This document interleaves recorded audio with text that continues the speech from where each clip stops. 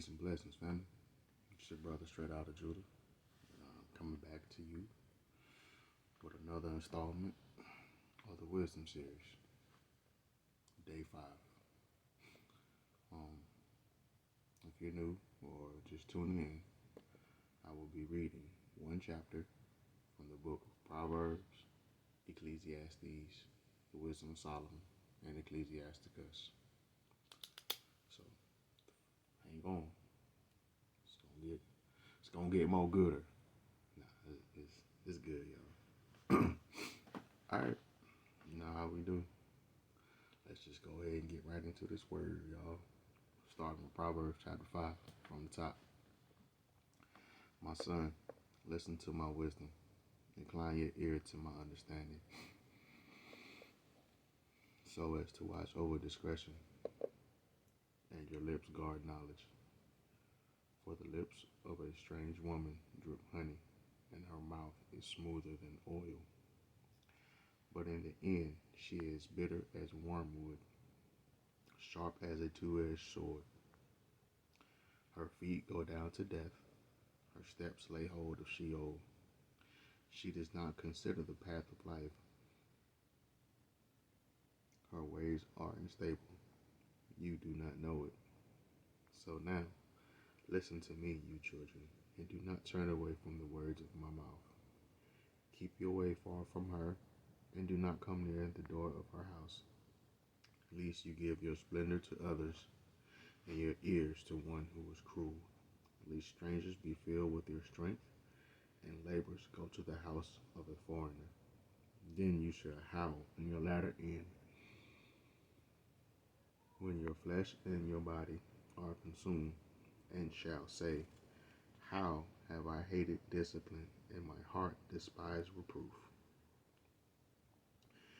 And I have not heeded the voice of my teachers, and I have not inclined my ear to those who instructed me. In a little while I was in all evil, in the midst of an assembly and a congregation.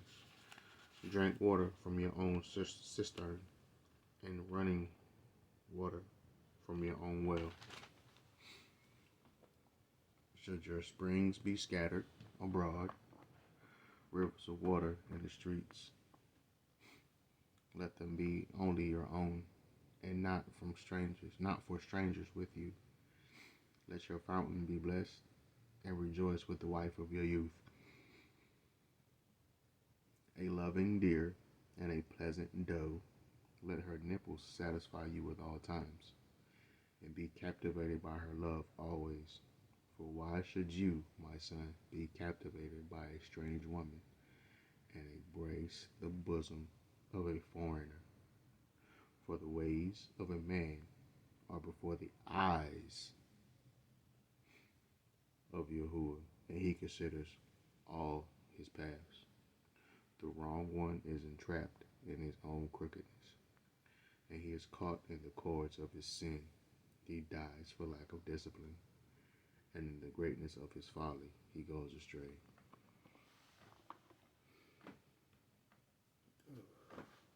That was Proverbs chapter 5. It's another good one. I like the whole book of Proverbs, to be honest with you. Like, I try to read it every day for every day of the month. So whatever number of day I'm on is a number of chapter I usually read. So yeah, it's something that I do. Alright, family, just turn with me a little bit. Let's go to the book of Ecclesiastes, or Koheleth. That means preacher, by the way. Ecclesiastes chapter 5. Guard your steps when you go to the house of Elohim, and draw near to listen, rather than to give the slaughtering fools, for they do not know that they do evil. Do not be hasty with your mouth, and let not your heart hurry to bring forth a word before Elohim. For Elohim is in the heavens, and you on the earth, therefore let your words be few. For a dream comes through a greatness of the task, through the greatness of the task, and a fool's voice is known by his many words. When you make a vow to Elohim, do not delay to pay it, for he takes no pleasure in fools. Pay that which you have vowed. It is better not to vow than to vow and not pay. Do not allow your mouth to cause your flesh to sin, nor say before the messenger of Elohim that it was a mistake. Why should Elohim be wroth at your voice and destroy the work of your hands? For in much dreaming and many words there is futility, but fear Elohim.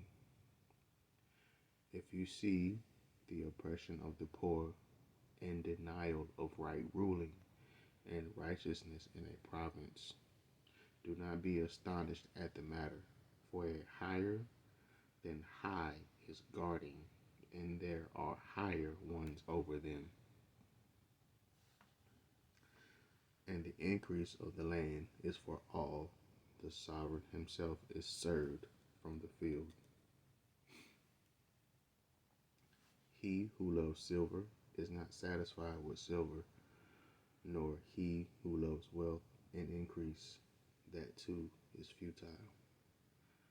With the increase of goods, there is an increase of those consuming them.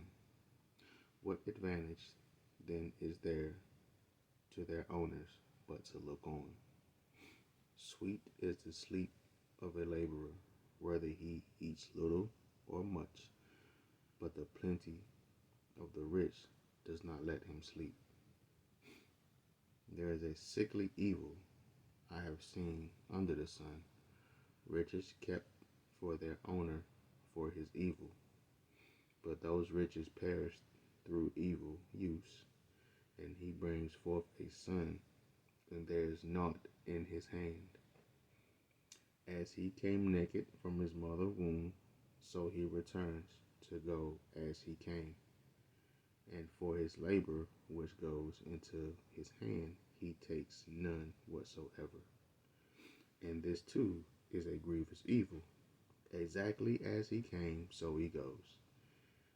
And what gain has he since he toiled for the wind? All his days he also eats in darkness, and with much sorrow and sickness and wrath.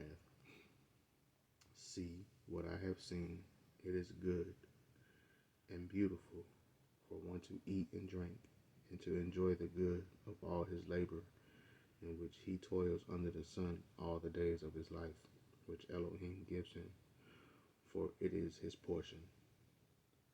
Further, when Elohim has given any man riches and wealth, and permitted him to enjoy them, and to receive his portion, and rejoice in his labor, this is a gift of Elohim. Though it not be much, let him remember the days of his life, because Elohim bears witness by the gladness of his heart.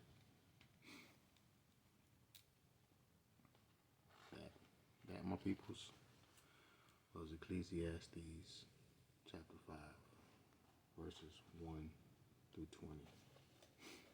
Now, let's depend on that right. I ain't making me look silly in front of the people. How dare you? But yeah, alright, so that was the book of Proverbs and the book of Ecclesiastes. Now, if you will, take a trip with me to your apocryphas if you have them. If not, I recommend getting one. It doesn't cost that much, although it doesn't have everything in it. But that's another story for another day. I'll explain later. And turn in your books with me to the Book of Wisdom of Solomon, chapter 5, from the top. Then shall the righteous man stand in great boldness before the face of such as have afflicted him, and made no account of his labors. When they see it, they shall be troubled with fear, and shall be amazed at the strangeness of his salvation, so far beyond all that they look for. And they, repenting and groaning for anguish of spirit, shall say within themselves, this was he whom we had sometimes in derision, and a proverb of reproach. We, fools, accounted his life madness, and his end to be without honor. How is he numbered among the children of Elohim, and his lot is among the saints? Therefore have we erred from the way of truth, in the light of righteousness have not shined unto us, and the sun of righteousness rose not upon us. We wearied ourselves in the way of wickedness and destruction. Yea, we have gone through deserts where there lay no way. But as for the way of Yahuwah, we have not known it. What hath pride profited us? Or what good hath riches with our vaunting brought us? All those things are passed away like a shadow, and as a post that hasteth by, and as a ship that passeth over the waves of water, which when it is gone by, the trace thereof cannot be found, neither the pathway of the keel in the waves. Or as when a bird hath flown through the air, there is no token of her way to be found. But the light air, being beaten with the stroke of her wings, and parted with the violent noise and motion of them, is passed through, and therein afterwards no sign where she went is to be found.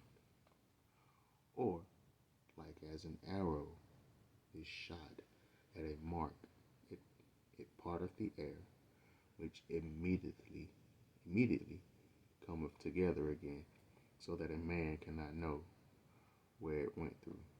Even so we, in like manner, as soon as we were born, began to draw our end, and had no sign of virtue to shew, but were consumed in our own wickedness. For the hope of the ungodly is like dust that is blown away with the wind, like a thin froth that is driven away with the storm, like as the smoke which is dispersed here and there with the tempest, and passed away, as the remembrance of a great that tarrieth but a day. As the remembrance of a guest that tarrieth but a day. But the righteous live forevermore. Their reward also is with Yahuwah, and the care of them is with the Most High. Therefore shall they receive a glorious kingdom and a beautiful crown from Yahuwah's hand.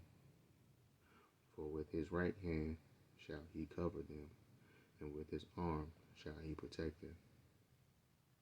He shall take to him his jealousy for complete armor, and make the creature his weapon.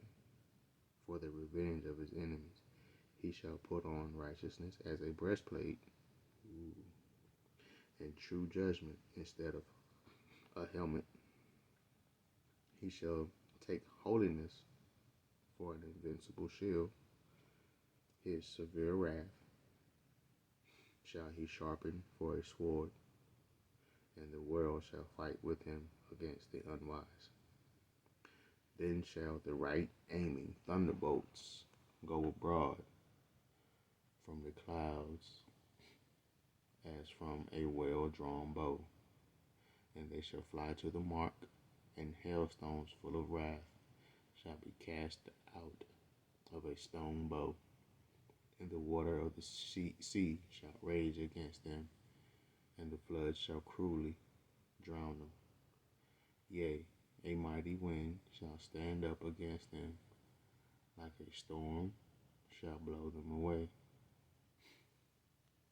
Thus iniquity shall lay waste the whole earth, and the ill dealing overthrow the thrones of the mighty. That was the Wisdom of Solomon, chapter 5, verses 1 through 23. Here we go. Book of Ecclesiastes. Sirach. Not the drink, people. Not the drink. Sirach, chapter 5, from the top. Set not thy heart upon thy goods, and say not, I have enough for my life. Follow not thy own mind and thy strength to walk in the ways of thy heart. And say not, who shall control me for my works? For Yahuwah will surely revenge thy pride. Say not, I have sinned, and what harm hath happened unto me? For Yahuwah is long-suffering. He will in no wise let thee go. Concerning propitiation, be not without fear to add sin unto sin. And say not, his mercy is great. He will be pacified for the multitude of my sins. For mercy and wrath come from him, and his indignation rests upon sinners. Make no tarrying to turn to Yahuwah, and put not off from day to day. For suddenly shall the wrath of Yahuwah come forth, and in thy security thou shalt be destroyed, and perish in the day of vengeance. Set not thy heart upon goods unjustly gotten, for they shall not profit thee in the day of calamity. Winnow not with every wind, and go not into every way, for so doth the sinner that hath a double tongue. Be steadfast in thy understanding, and let thy word be the same. Be swift to hear, and let thy life be sincere, and with patience give answer. If thou hast understanding, answer thy neighbor. If not, lay thy hand upon thy mouth. Honor and shame is in talk, and the tongue of a man is his fall. Be not called a whisperer, and lie not in wait with thy tongue. For a foul shame is upon the thief, and an evil condemnation upon the double tongue. Be not ignorant of anything in a great matter or small. That was a short chapter in the book of Sirach. Well, family, that was chapter 5, the book of Proverbs, the book of Ecclesiastes, the Wisdom of Solomon, and the book of Sirach. Thank you for kicking it with me in this brief time. I'm finna lay down. Remember, stand firm on the word of the Most High. Continue to pray. Fast. Like, it's something I ain't done in a while. I need to. So, I figure that's why I struggle, but I ain't perfect. None of us are, but I know we gotta fast. We gotta pray. We gotta remember, times is getting rough. Times is getting hard. Things are coming faster than we can. Shit, they pretty much trying to deviate. They trying to deviate from the scriptures. That's what they trying to deviate from. They trying to bring whatever they trying to bring in here. But I'm not worried about it. My main focus is getting me right. Then once I get me right, everything around me gets right. And the only way I can get me right is if I stand firm on the word, live the word, and exhibit the word. Be an imitator like my Father, like it says in Ephesians 5, verse 1.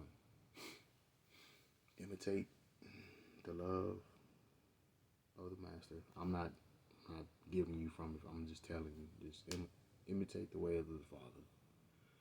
Loving kindness, forgiveness, all the fruits of the Spirit. We got to emulate that. We got to live it, not just to say, "Oh, we really have to live this thing." Like it needs to be lived. We need to be showing people this is how our Father did it. This is how our people. These are how the Hamashiach did it. This is how those who walked with Him, those who called upon His name, those who believed in Him, those who sought after Him, Abraham. That's how they lived. They emulated Him. They